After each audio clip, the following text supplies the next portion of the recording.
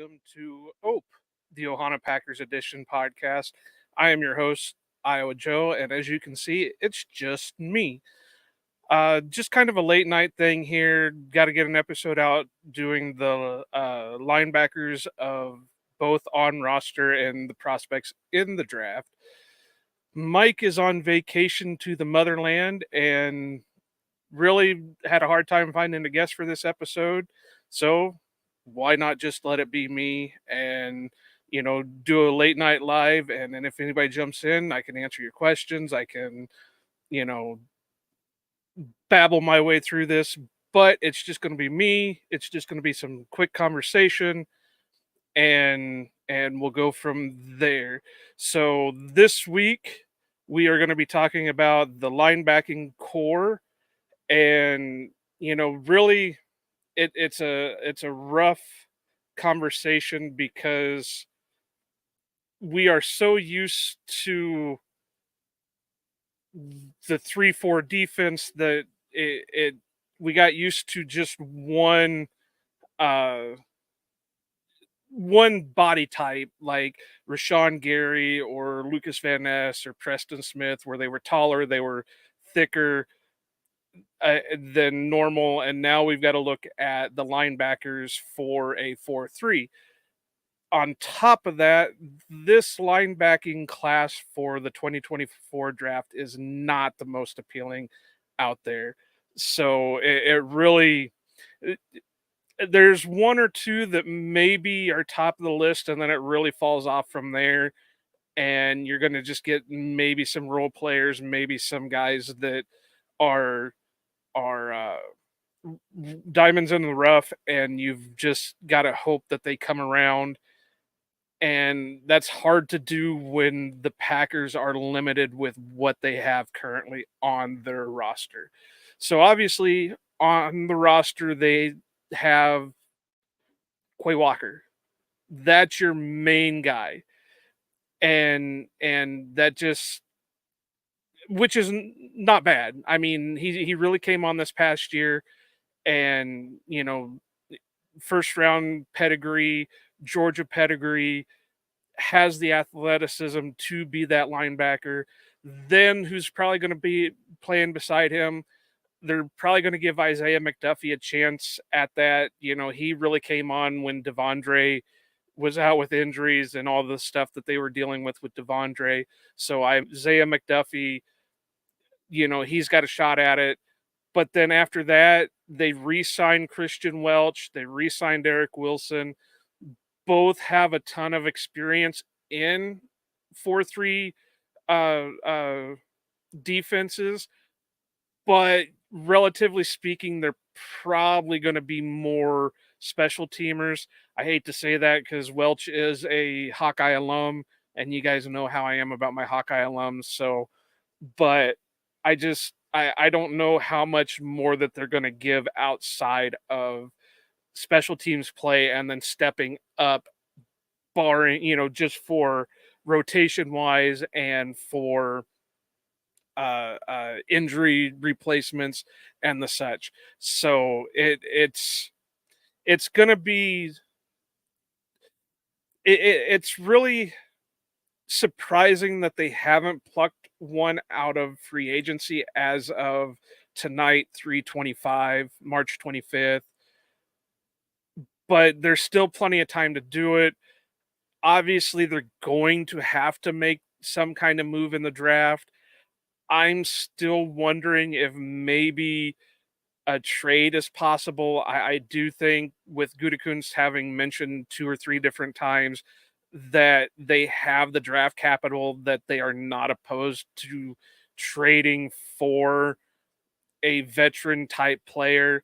Now, obviously, what the Packers are going to be looking for is somebody who is relatively younger, who's on maybe a couple years left on the contract, maybe hasn't really panned out for the team that he's currently on, but still has time to get it all figured out. And hopefully in the new revamped Packers defense, they'll be able to get the potential to become reality. So there are a lot of things that they can do. Unfortunately, the draft is going to be limited for what they can do. Now, with that being said, being a content creator, being part of the Packers content creators, even though we're a smaller show, we don't know what the front offices know. I know we have a lot of great guys out there that are, really good with the draft, but nobody knows what Gutekunst and the scouts and the coaches know about the incoming draft class. They can do much better deep dives than me or anyone else in the Packer community or in the NFL community, period. So it we can say that there's not much in the class. We can look at Raz's and we can look at all that stuff, but it says a different thing to us compared to what it says to the front office for an NFL team. And Gutekunst has said 100 times before that he doesn't pay attention to Raz, which is kind of weird, beings that he seems to take a lot of high Raz players.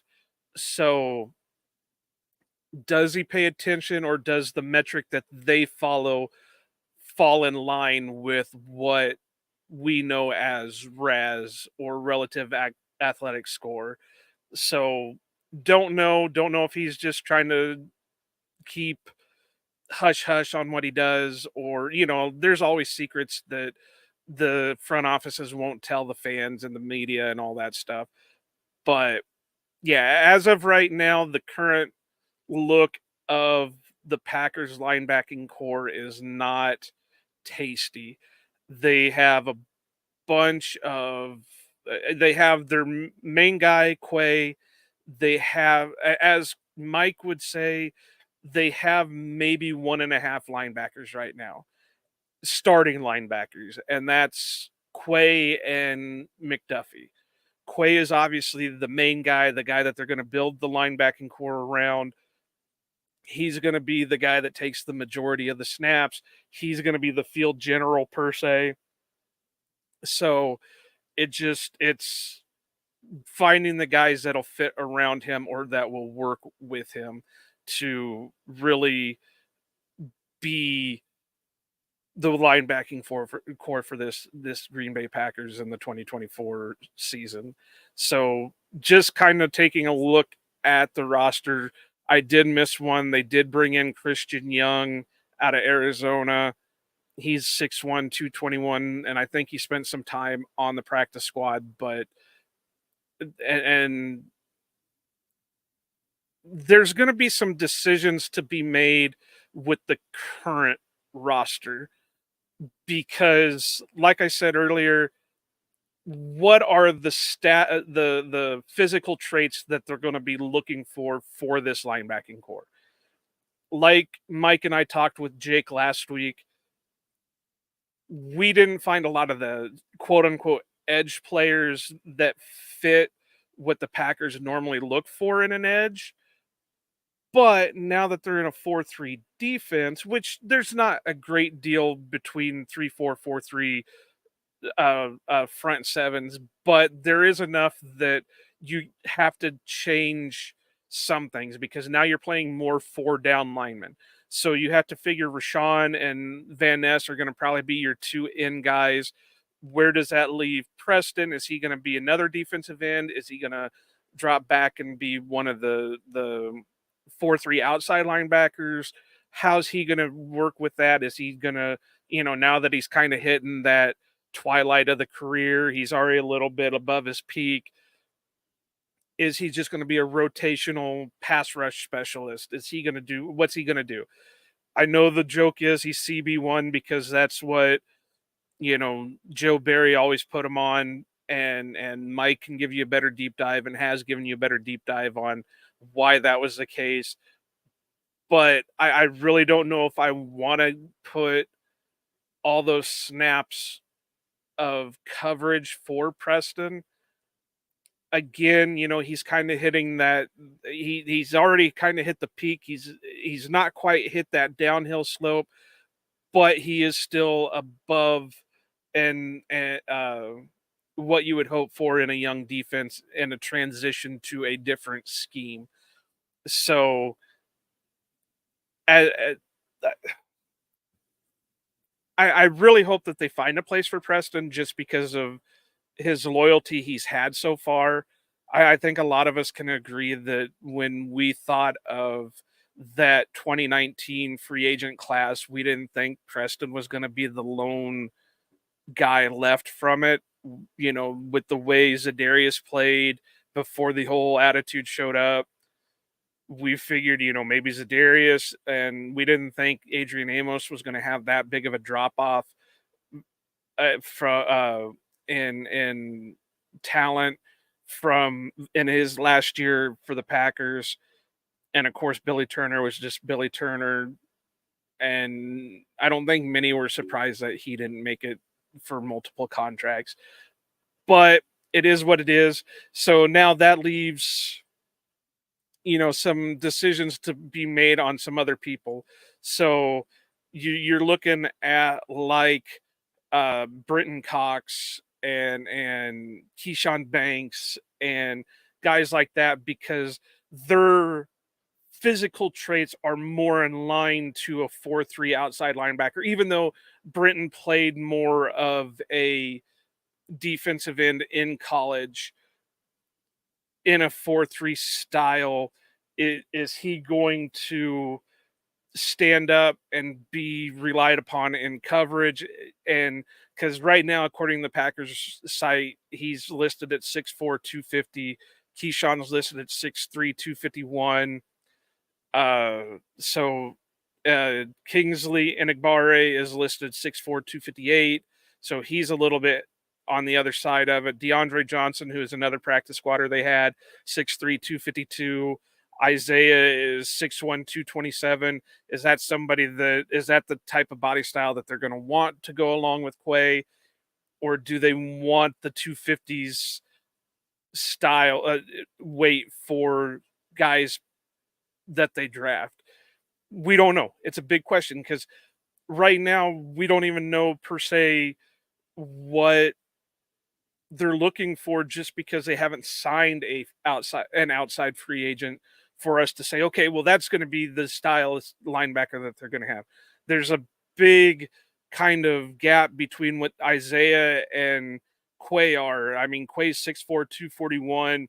I just said Isaiah 6'1", 227. So that's 3 inches and like 17 pounds difference. So does that mean that they're going to want to double up on those two types of linebacker or what? So it's really going to be interesting when we get further along to see if the Packers sign one of these what do you want to call them, second tier free agents, or if they're going to, or what they're going to go into the draft with. So again, it's kind of surprising they haven't made a jump on an outside free agent. And I'm not talking like bringing Welch back, bringing Eric Wilson back or anything like that. I'm talking like a Jerome Baker that I think is still out there, or guys like that, without looking it up, I'm not even quite sure who's still out there for the Packers to pick up. I know Jerome, I think, is still out there.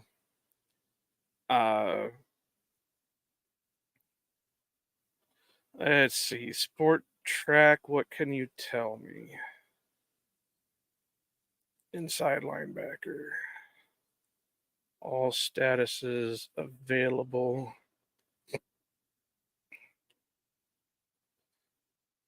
Zach Cunningham. Yeah, these guys aren't really looking. Let's just do it this way. Tyus Bowser, Isaiah Simmons, Cunningham, Shaquille Leonard, Quan Alexander. Yeah, there's not really a lot still out there to work with to according to what I'm seeing right now, if this is even a real updated list, that would be the type that you'd want to bring in, unless it's like a real cheap, easy cut deal, and just see what they have left, or just be a mentor for whoever will the Packers draft. So, on that note, I see we got some viewers in here, so I appreciate it. If you have any questions, be sure to drop them. I'm not sure where all of you are watching from, so if you're on YouTube, drop it there. If you're on Twitter, drop it there. I'll do my best. Obviously, it's kind of a mess right now because I don't have anybody but me, so I'm just trying to ramble to make sure I hit a certain time limit.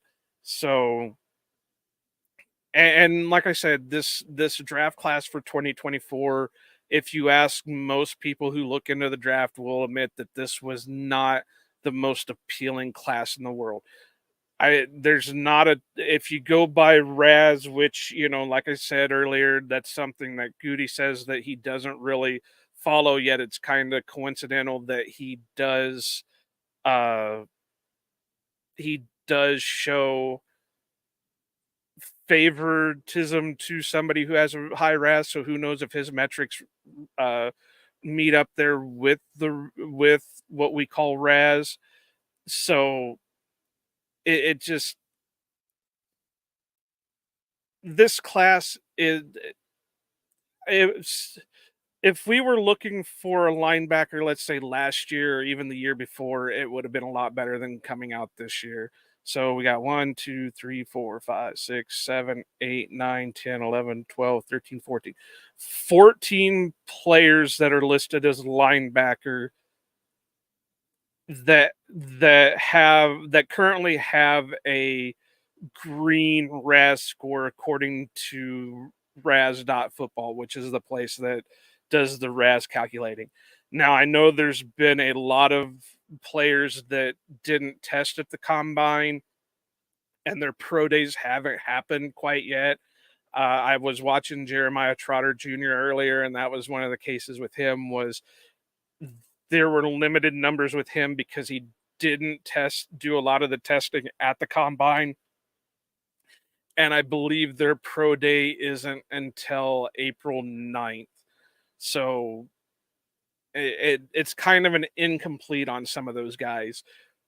But you can also make a case that, like we were talking with Jake last week, that there may be some guys that were considered edge rushers that possibly could be the linebacker for the Packers. So one that really springs to mind is Chop Robinson, and Jake and Mike really had the long conversation about if it could guarantee that he would be used and would play like a Micah Parsons, then that would probably be the obvious choice.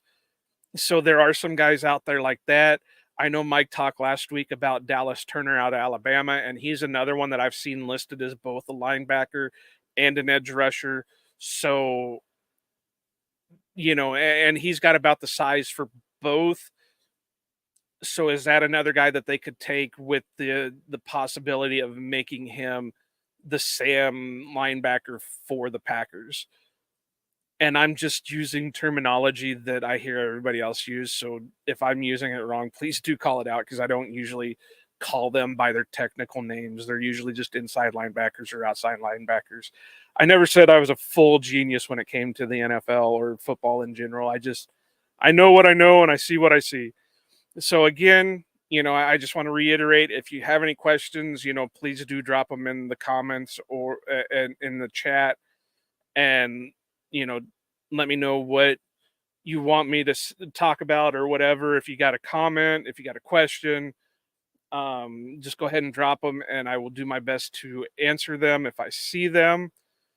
So with that, let's go ahead and talk about some guys that I did watch, that I was able to find stuff on to watch, and what I thought about them.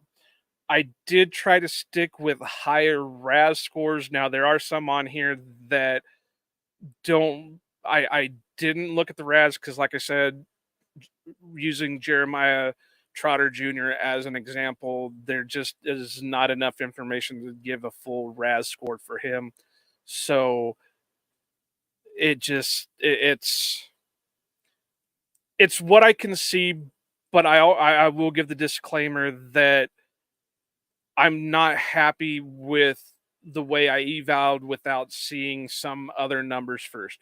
And by that, I usually, if I have a question about speed, I would like to see what the 40 says just to see what their long speed is. Because even though you can't really see some of the long speed on tape, they still have the potential to reach that long speed at some point. So it shows that maybe there's a technique issue that they need to work on to get their play speed up to what their actual speed is. So I'm going to go ahead and jump into everybody's favorite linebacking prospect that everybody is already mocking to the Packers, and I do believe that he will probably be the first one off the board. So whether or not the Packers will even have a shot at taking him is going to be another question. But if he is there, if there is the possibility, it would be awesome because I think he is probably the prospect to be taking at the moment, and that is Edgerrin Cooper out of Texas A&M. So, obviously, if you go by the RAS, he has a 9.26 RAS, uh, which obviously is high. They rate it out of 10. He, according to the RAS scores and what he measured, he's got good arm length. Brian Maffey obviously would love his arm length because it is a 34-inch length. His height is a little under what these guys, what the RAS scores do rate as a good one for a linebacker. He is a little underweight at 230, but again, is he going to be playing in the Isaiah McDuffie role? So is that something the Packers are going to be looking for? Vert and Broad are good. They're not great. But then you get to his elite numbers, which is he had a 4.5 140, a 2.6 420, and a 1.56 10. Now he has nothing on the books for his other agility tests, so who knows if that would knock him down any in his RAS or what. But obviously there's a lot to like about him. He has great athleticism. His awareness was solid. It really surprised me that when I watched him, he immediately knew where the ball was going to be and would immediately head that way. And it didn't matter. He, in my opinion, and this is just my opinion, and like I said, I'm not an expert or anything like that. He is your sideline to sideline type guy because he was just all over the field. I wish his tackling was a little more and sound.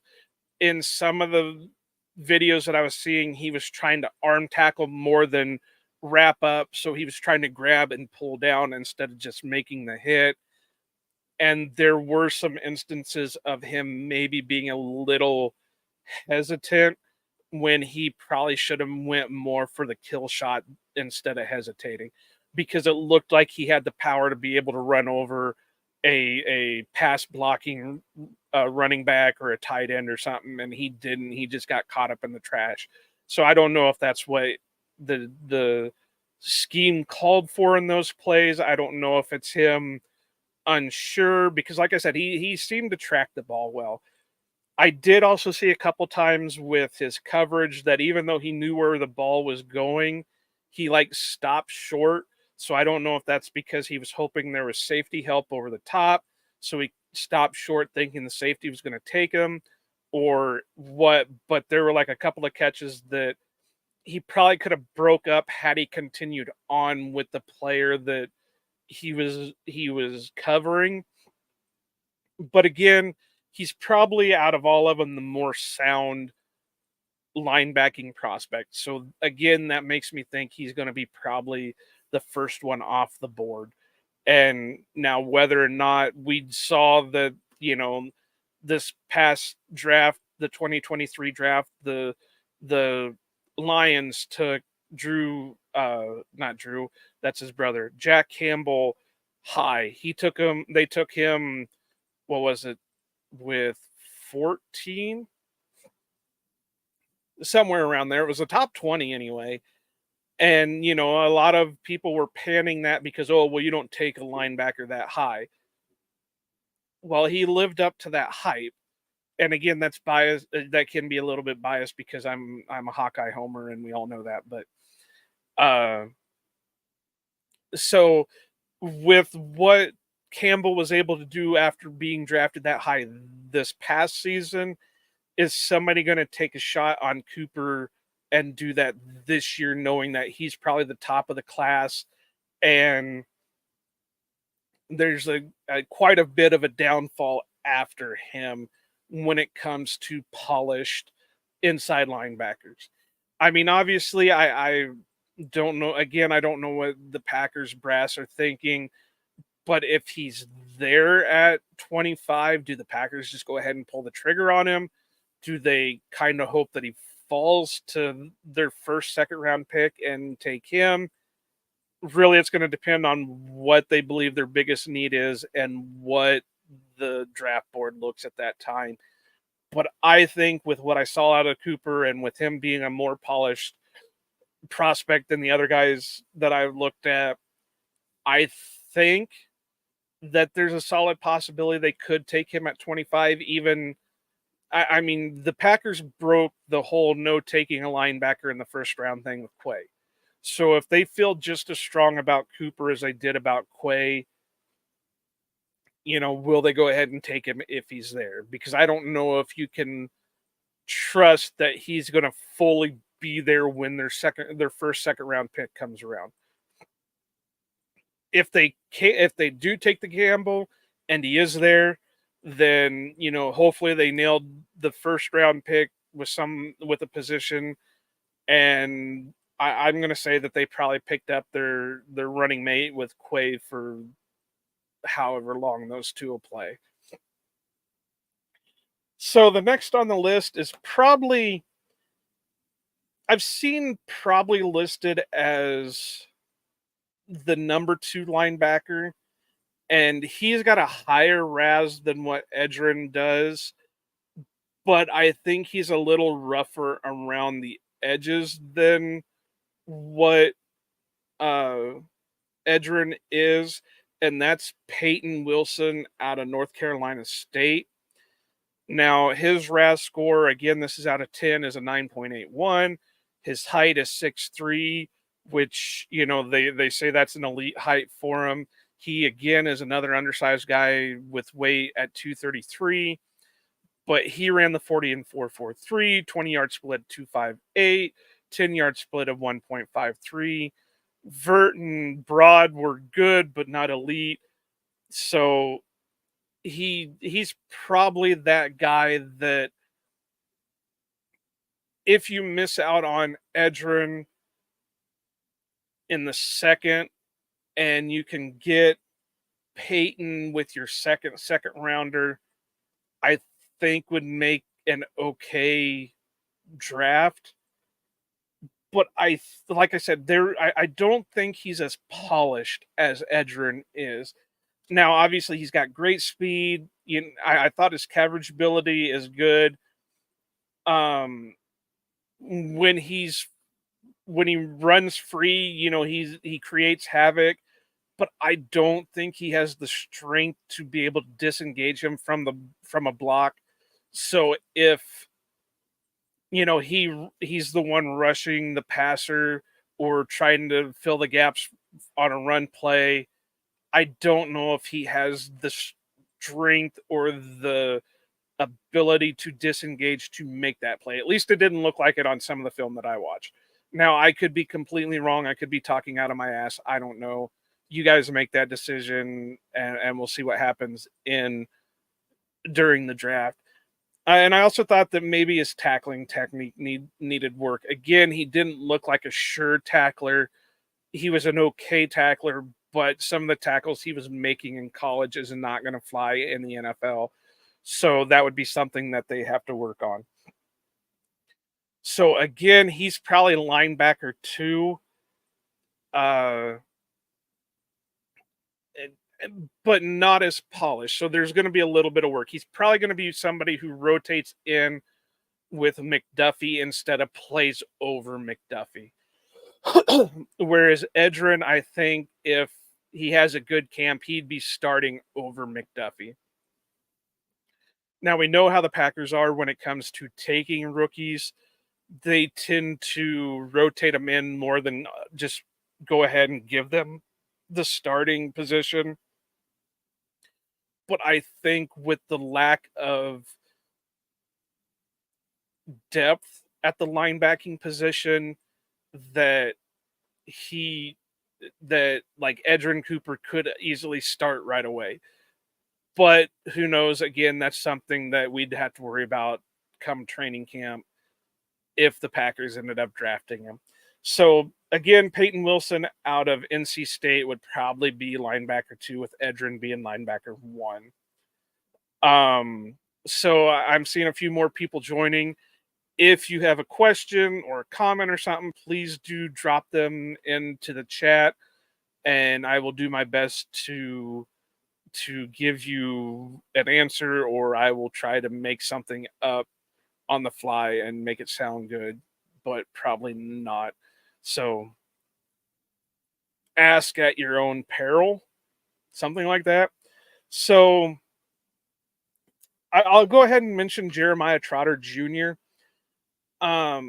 He is a guy that is another one that's a bit undersized. I think he's on the shorter and lighter side. He's obviously got the pedigree. You know, his dad played for the Eagles for many, many years. He's coming out of Clemson, which is a solid school to be coming out of, or a bigger school to be coming out of. I did think he was quick, but I wondered about his top speed.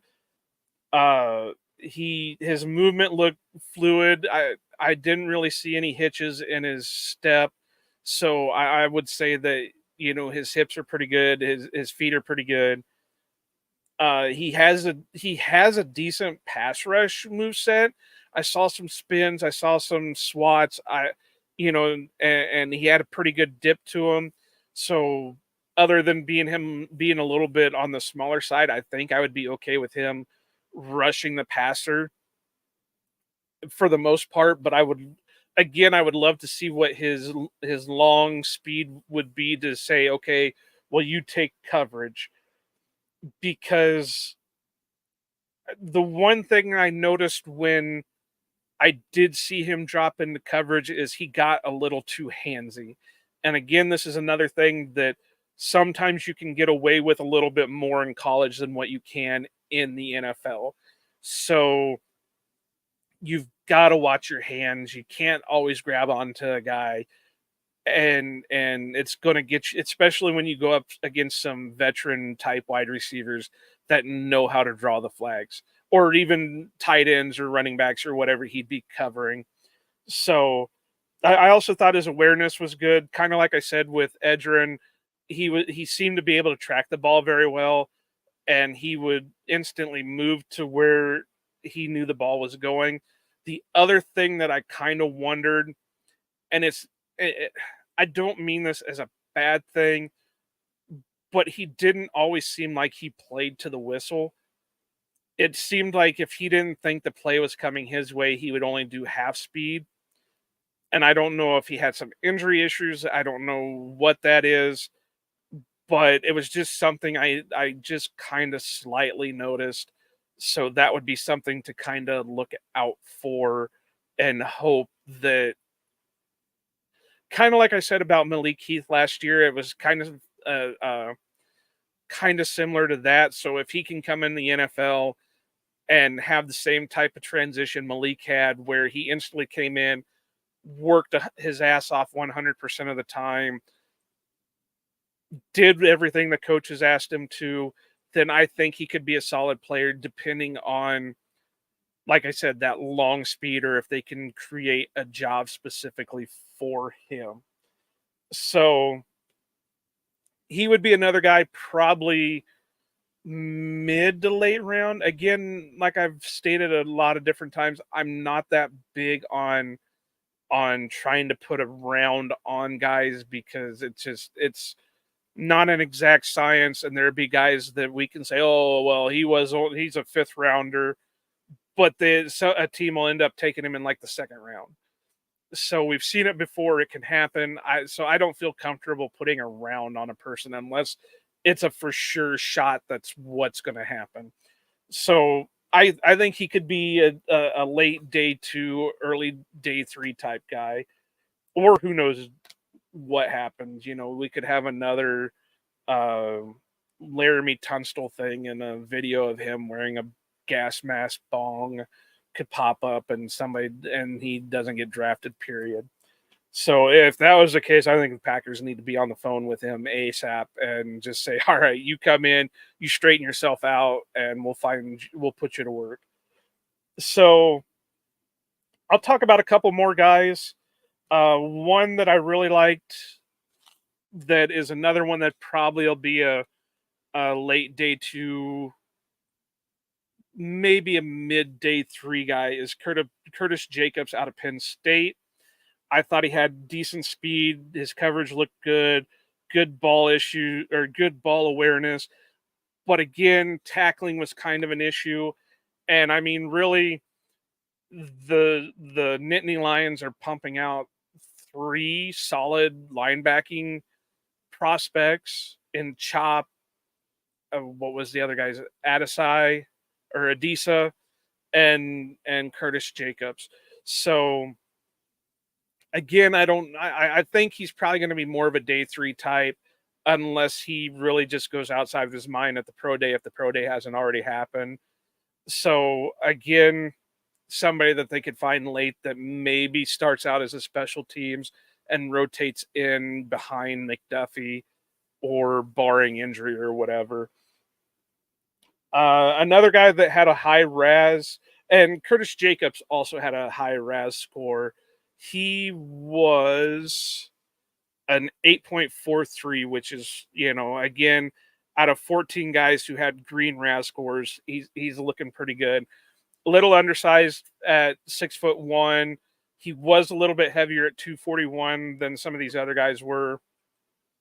Only put up 18 reps on the bench. So I guess you could question his strength there a little bit. Arm length, again, a Mafi stat would say that he's got short arms. He had an okay vert, but he had a tremendous broad jump at 10.4. His 40-yard was 4.58, 20 split was 2.65, and 10-yard was 1.57.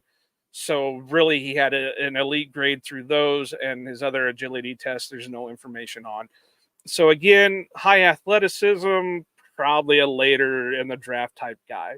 So another one with a high RAS score that probably would be in the top 5 for linebackers in this class is Trevin Wallace out of Kentucky. RAS of 9.54, 6'1", so he's a little bit undersized, 237, again, a little undersized. Vert elite 37.5, broad 10.7, elite. He put up some elite numbers for his dashes. He had 4.51 40, 2.66 20, and he had an okay 1.62 10-yard split. And again, no other agility things there.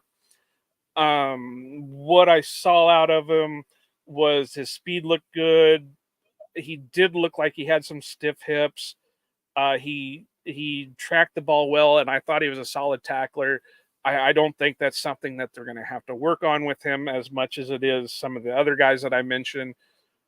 But, it's again, do they go with another undersized guy to go with Quay and Isaiah already on the roster? Or do they go with some of these others that we mentioned last week with Jake that are a little undersized for what the Packers asked for in edge rushers, but maybe are the right size for a linebacker for a 4-3, like a Gabriel Murphy or a Javante Jean Baptiste or uh, Trajan Jeffcoat, Nelson Caesar, Chop Robinson, guys like that. Just, you know, would they be more apt to take one of those guys to fill the spot that they're looking for on this 4-3 defense? Austin Booker. Uh, so yeah, it's really going to be interesting to see how that works out. I got one more guy I can talk about, but the hell I can pronounce his name. Edifon Ulofoshio out of Washington.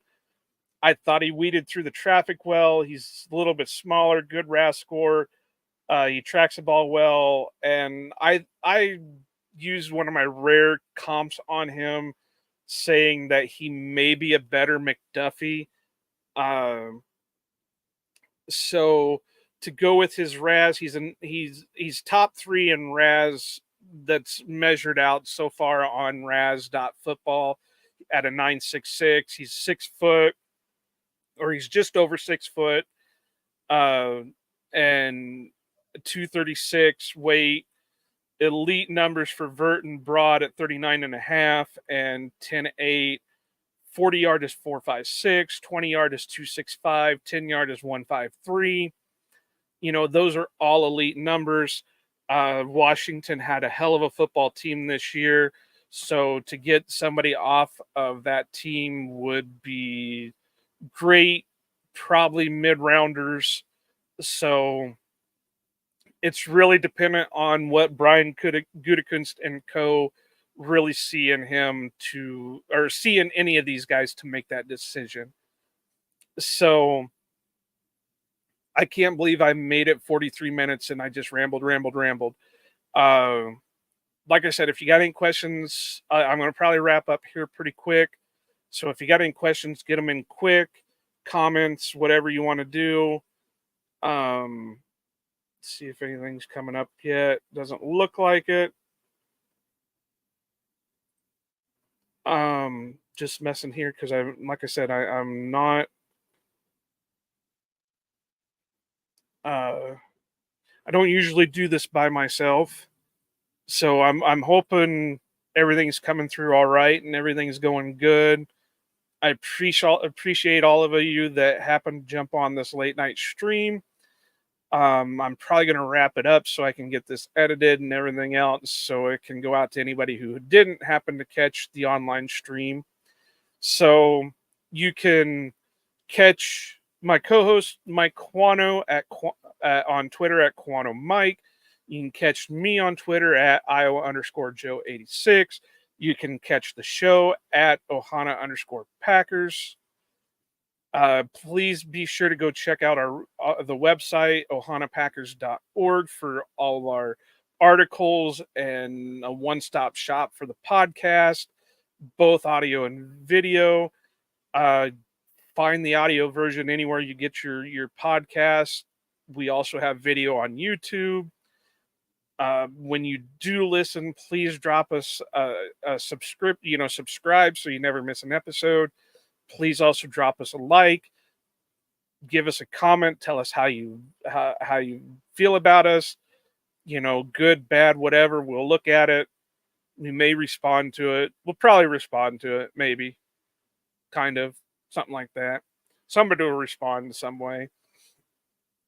So next week, Quano is not back yet. I believe we do have 2 special guests next week. So, and I think we are talking cornerbacks. I'd have to look at my schedule, but I'm pretty sure we're talking cornerbacks with Joey Van Zumeren and Jacob Westendorf. So please be sure to tune in for that.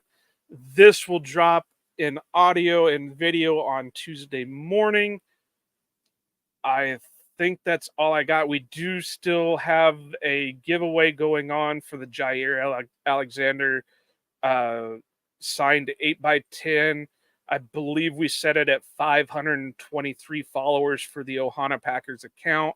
So you must be following on Twitter the Ohana Packers account. Not you can follow me and Mike, but that doesn't get you entered into the drawing.